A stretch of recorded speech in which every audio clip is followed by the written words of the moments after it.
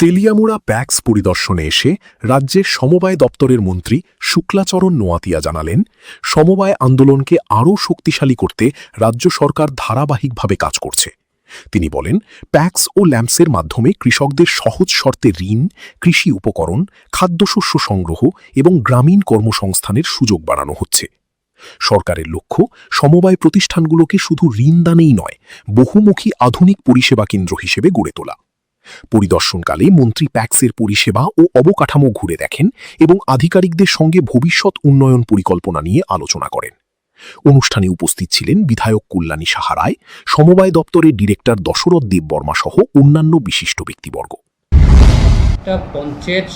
পঞ্চায়েত ভিত্তিক আমাদের multipurpose cooperative society নতুনভাবে খোলা, সেটা উদ্যোগ নিয়েছে আমাদের রাজ্যে প্রায় 327টির মতো আমরা নতুনভাবে প্রাইমারি মার্কেটিং কোঅপারেটিভ সোসাইটি খোলা হয়েছে।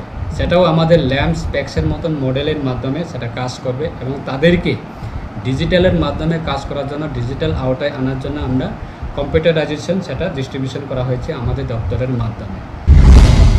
তেলিয়ামুড়া থেকে হিরণময় রায়ের report, the news 9। GNM, BMLT or BMRIT.